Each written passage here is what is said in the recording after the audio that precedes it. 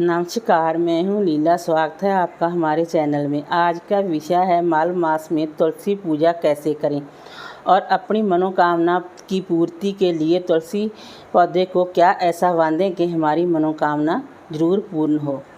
आप तो सभी जानती हैं कि ये महीना भगवान श्री हरि विष्णु जी को समर्पित होता है। कई लोग इस महीने में पूरे महीने का व्रत उपवास करते हैं, दिन में फलाहार करते हैं और शाम के समय शुद्ध सात्विक भोजन करते हैं। ब्रह्मचर्य व्रत का पालन करें। बहुत से लोग व्रत करते हैं, बहुत से लोग जो व्रत नहीं रख सकते। कोई बात नहीं, ऐसा बिल्कुल नहीं कि आपने व्रत नहीं किया, आप व्रत नहीं रख सकते तो आप किसी नियम का पालन ही नहीं कर सकते।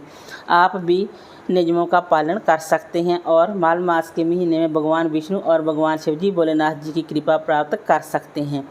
माल मास में दान पुण्य, पूजा पाठ, मंत्र जाप आप देख करें। अगर आप किसी एक नियम का पालन श्रद्धा भाव से कर लेते हैं तो आपको भगवान श्री हरि विष्णु और भगवान शिव और माँ लक्ष्मी और समस्त देवी देवताओं का आशीर्वाद भी मिलता है। आज मैं आपको एक विशेष उपाय बताऊंगी जो कि आप माल मास में कर सकते हैं। तुलसी में अगर आप एक चीज़ अर्पित कर दें तो संतान, सौभाग्य, मनचाहा वर, नौकरी, व्यापार, हर कामना A to Z कामना आपकी पूर्ण होगी। अब बात करते हैं उपाय के बारे में। ये महीना भगवान श्री हरि विष्णु जी को समर्पित है। भगवान श्री हरि विष्णु जी को तुलसी अति प्रिय है। तुलसी पूजा से भगवान श्री हरि विष्णु तुरंत प्रसन्न हो जाते हैं। अगर आपकी कोई मनोकामना है जो कि कई वर्षों से पूर्ण नहीं हो रही तो आप तुलसी पूजा करें। कहते हैं कि तुलसी पूजा करने से आपकी सभी मनोकामनाएं पूर्ण होती हैं, क्योंकि तुलसी मैया को जो भी हम मनोकामना कहते हैं भगवान श्री हरि विष्णु उस मनोकामना को तुरंत पूर्ण कर देते हैं, क्योंकि भगवान श्री हरि विष्णु तुलसी मैया की कोई भी बात नहीं टालते। इसलिए आप माल मास में तुलसी पूजा देख करें। अगर आप पहले इस तरह नहीं भी करते थे तो अब आप करना शुरू कर दीजिए।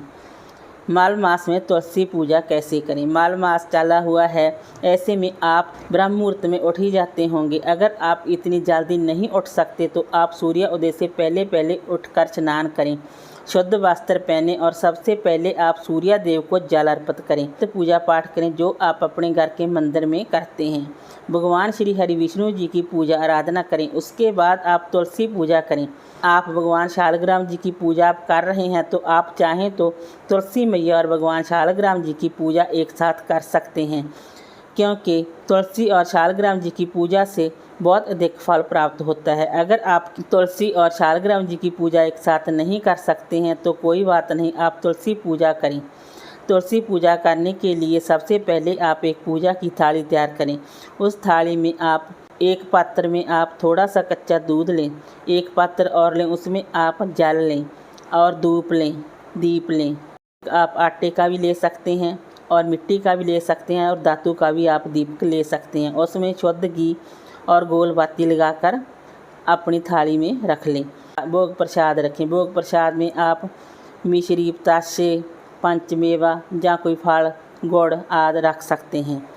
मिठाई भी आप भोग प्रसाद में रख सकते हैं। पीला चंदन रखें, हल्दी रखें। तुलसी के उसके बाद फिर तुलसी के पास जाएं। सबसे पहले आप जिस तरह हम शिवजी भोलेनाथ जी को पंचराम से अभिषेक कराते हैं उसी तरह आप तुलसी मैया का भी अभिषेक करें। सबसे पहले आप तुलसी मैया को प्रणाम करें और उसके बाद आप दीपक जलाएं। उसके बाद फिर आप जल अर्पित करें। उसके बाद आप दूध अर्पित करें, फिर आप जल अर्पित करें। इस तरह आपका अभिषेक पूर्ण हुआ। जिनके पास शालग्राम जी हैं तो तुलसी की जड़ में स्थापित कर और पूजा अभिषेक कर सकते हैं। इसी तरह पूजा अभिषेक कर सकते हैं। अगर आपके पास शालग्राम जी नहीं है तो आप तुलसी पूजा ही करें। अगर आपके पास शालग्राम जी हैं तो इसी तरह आप अभिषेक कर सकते हैं। पहले जल अर्पित करें, उसके बाद आप दूध अर्पित करें, उसके बाद आप फिर जल अर्पित करें। इस तरह आपका अभिषेक पूर्ण हुआ।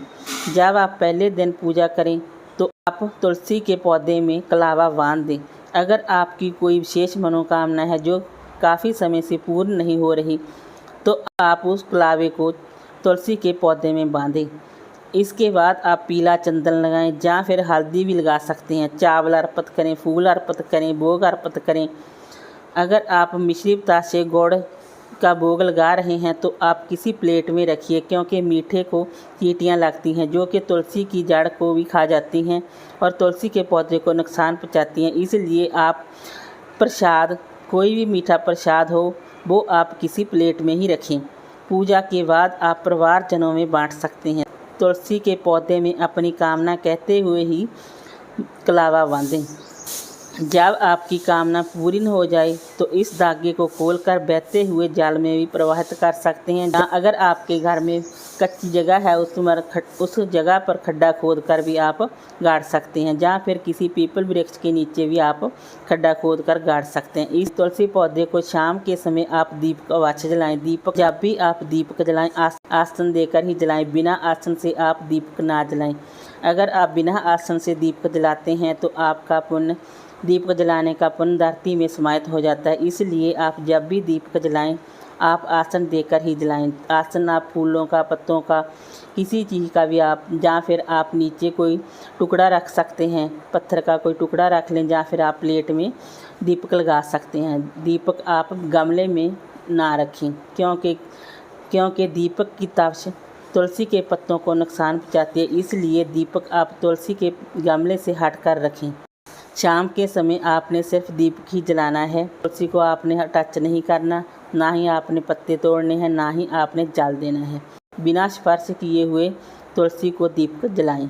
इस तरह आप माल मास में तुलसी पूजा करें। वीडियो अच्छी लगी हो तो लाइक कीजिए, शेयर कीजिए, सब्सक्राइब कीजिए। Thanks for watching this video.